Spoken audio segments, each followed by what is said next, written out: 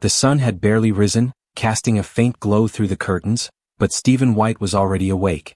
It had become a habit lately, waking up early, long before his alarm had the chance to go off. It was the quiet that bothered him most, the eerie stillness that filled the house where laughter and conversations used to echo. He glanced over at Jasmine's side of the bed, finding the sheets cold and empty.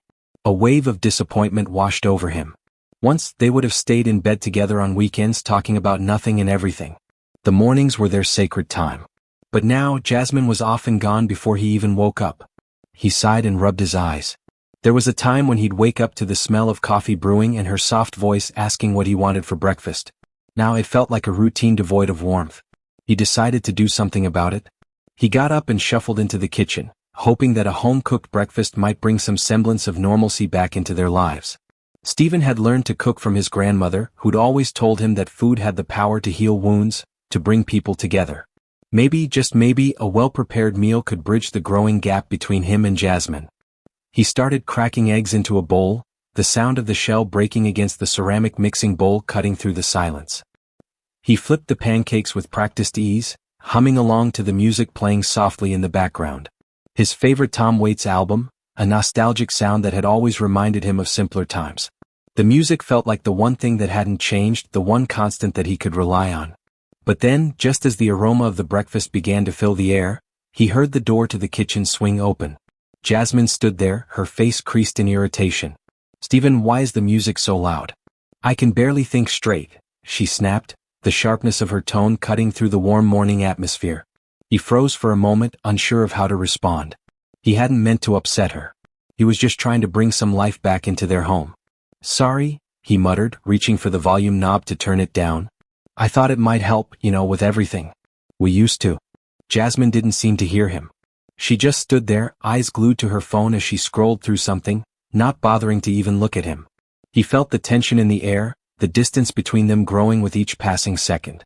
Stephen tried again. "Jess, we used to talk. We used to spend time together, just enjoying the day. Can we, I don't know, try to fix things?" She barely looked up, her eyes flickering to him for a split second before returning to her phone. "I'm busy," she said flatly, her voice devoid of emotion. "I've got things to do." It stung. He stood there, watching her in disbelief as she retreated back to the living room, still buried in her phone. His stomach churned with unease. What was happening to them? Where had they gone wrong? He hadn't expected miracles, but was a simple conversation too much to ask for? For a moment, Stephen stood frozen, the pancakes sizzling quietly on the stove. He wanted to shout, to demand answers, but he didn't. He just kept flipping the pancakes, each motion mechanical, a desperate attempt to hold on to some semblance of normality in a world that felt increasingly foreign. As he finished the meal, setting the table for two, he couldn't shake the feeling that something was terribly off. Jasmine's behavior had been strange for weeks now. She seemed distracted, distant, like a shadow of the woman he once knew. But what was he supposed to do about it? How could he fix something that didn't seem to want to be fixed? Just as he was about to sit down and dig into his breakfast, his phone buzzed on the counter. A message. He hesitated before checking it. But something inside him told him that whatever was on that screen might be the answer to the questions he had been too afraid to ask. It was from a number he didn't recognize. Asterisk, check your email. You need to see this. It's about Jasmine. Asterisk. Stephen's heart skipped a beat. He felt a cold knot tighten in his stomach. He didn't want to, but he knew he had to. He opened his email, his hands shaking as he clicked on the attached video. What he saw made his blood run cold. Jasmine. Is Jasmine. In a compromising position. With Tom, their neighbor. The video was short, too short, but the evidence was undeniable. He felt the floor beneath him shift, like the very ground he stood on had cracked open. His mind raced, the thoughts tumbling over each other. How long had this been going on? How many more secrets was she hiding? His chest tightened with a mixture of anger, confusion, and heartbreak. But even as his world seemed to crumble around him, he couldn't bring himself to confront her just yet. Instead, he stood there, staring at the screen in silence, a single thought echoing in his mind. This was just the beginning. The video still played in his mind as Stephen sat at the kitchen table, the warm pancakes now cold in front of him. His hands shook as he put the phone down, his mind unable to grasp the full extent of what he had just witnessed. How could Jasmine do this to him? How long had this been going on behind his back? He wanted to scream, to confront her right then and there, but something inside him held him back. He wasn't sure what he would say or how he would say it. Would she deny it? Would she lie to his face? And if she did, could he even believe her anymore? Instead, he stayed silent, the weight of the discovery pressing heavily on his chest. For hours, he went through the motions of his day, but everything felt like it was happening in a fog. He couldn't focus on anything. His thoughts kept circling back to the video. To Jasmine's betrayal. He finally decided he couldn't go on like this, pretending everything was fine when it so clearly wasn't. It was time to talk to her. But when Jasmine finally walked through the door later that evening, her face was as indifferent as ever. She didn't seem surprised to see him waiting, nor did she seem to notice the tension that hung thick in the air. She just walked past him into the kitchen, muttering a brief, "Hey, Stephen," before grabbing a glass of water. Stephen could feel his pulse quicken as he stood up, his chair scraping loudly against the floor. The moment had arrived. "Jasmine," he started, his voice tight, "we need to talk." She didn't even look up from the glass, taking a slow sip before setting it down on the counter. "About what?" she asked, her voice flat. There was no sign of guilt, no remorse in her tone. It was as if she had no idea what was coming. "This," Stephen said, pulling out his phone from his pocket. He slammed it down on the counter between them, the screen displaying the video of her with Tom. The air seemed to freeze. Jasmine's eyes flickered to the screen, and for the briefest moment, Stephen thought he saw a flash of panic in her eyes. But then it was gone, replaced by the same indifference. "What the hell is this?" Stephen demanded, his voice breaking. "Jasmine, how could you?" "Stephen, calm down," she said, her tone almost too casual. She turned away from him, as if the conversation was nothing more than a minor inconvenience. "You're overreacting." "Overreacting?" His anger flared, but he quickly suppressed it, his throat tightening. "How do you explain this then? How long has this been going on? How many others?" Jasmine sighed, her fingers idly tracing the edge of the counter. She didn't look at him as she spoke, her words distant as if they didn't even matter. "It's not what you think. It's complicated." "Complicated?" Stephen's mind was spinning. He couldn't believe what he was hearing. "You're having an affair with Tom, Jasmine. How is that complicated?" She finally met his eyes, but there was no apology there, only a cold, emotionless stare. "Our marriage has been falling apart for a long time, Stephen. You're not the same person you used to be. I'm not the same person I used to be. This just happened. I didn't plan it." The words hit him like a punch to the gut. "Our marriage has been falling apart? I'm not the same person?" Stephen had known their marriage was struggling. He could feel the distance growing, but he never thought it would come to this. He never imagined she would seek solace in someone else's arms. And Tom? Their neighbor? It was too much to process. "Is that your excuse?" Stephen whispered, his voice trembling with disbelief. "That our marriage was falling apart? That's why you decided to cheat?" Jasmine shrugged, her eyes glazing over. "I didn't know what else to do. We stopped talking. We stopped connecting. I needed someone who could listen, who could make me feel alive again." Stephen recoiled as if slapped. He hadn't been perfect, he knew that. But he had tried. He had tried to fix things. "And I wasn't enough?" His voice cracked. "Is that what you're saying?" Jasmine's silence was deafening. She didn't respond, and the weight of her inaction sent a flood of anger rushing through him. "You don't even care, do you?" Stephen spat. "You don't care about me. You don't care about this marriage." She flinched at his words but didn't say anything. The coldness in her eyes was the final straw. "You've made your choice," he said quietly, his hands trembling as he clenched them into fists. "You've made it clear. I don't know what's worse, the fact that you betrayed me, or that you don't even seem sorry for it." Jasmine opened her mouth, but no words came out. Instead, she let out a long, frustrated sigh. "Stephen, can we please just talk about this later? I'm tired." "Later?" Stephen's voice rose again. "You think we can just talk about this later? What's there to talk about? You've already made your decision. And so have I." He paused, feeling the weight of those words settle in his chest. It felt like the last piece of a puzzle clicking into place. "I want a divorce, Jasmine," he said, his voice steady despite the storm raging inside him. "It's over. I can't do this anymore." Jasmine's eyes widened, a flicker of surprise crossing her face for the first time since the conversation started. She opened her mouth, but no words came out. Stephen didn't wait for her to speak. He turned and walked out of the kitchen, his heart pounding in his chest. This was it. The end of the life they had built together. The end of their marriage.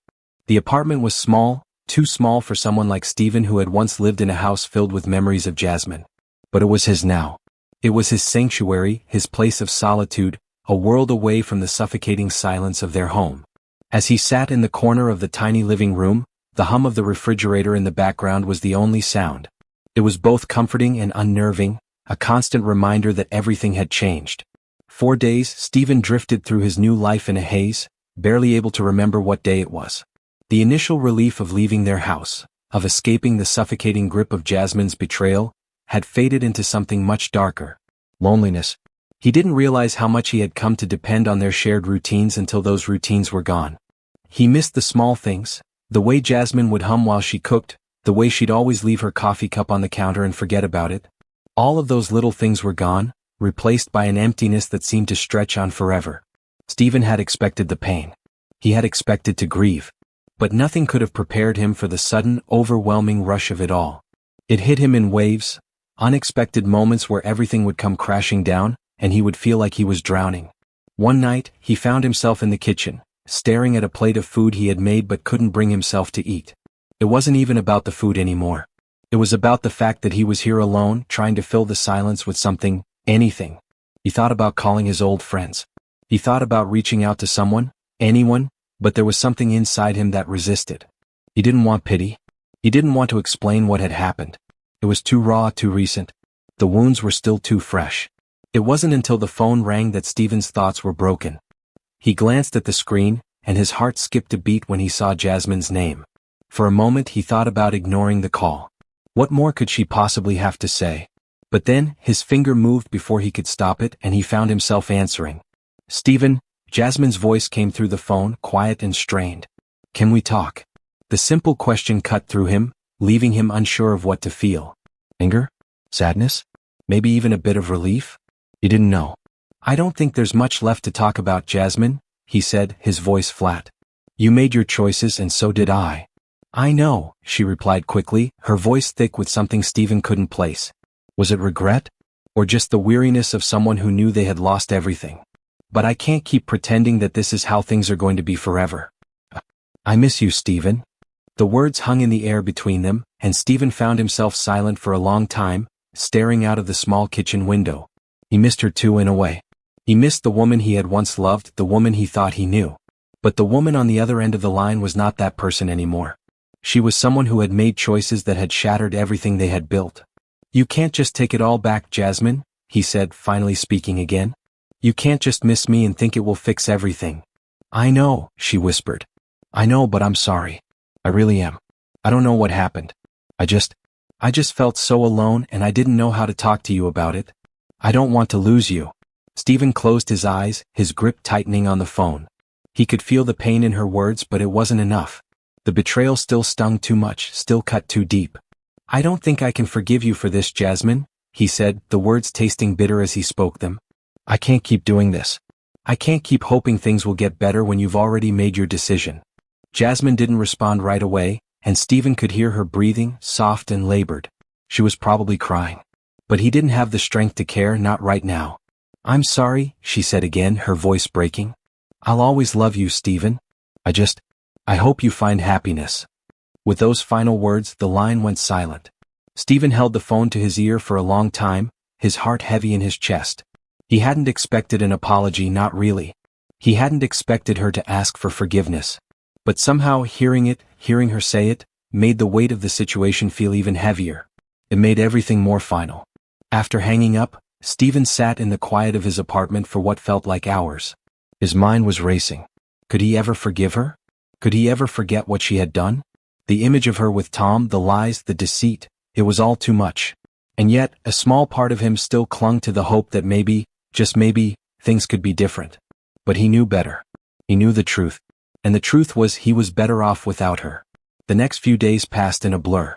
Stephen went through the motions, working, eating, sleeping, but nothing truly felt like it mattered.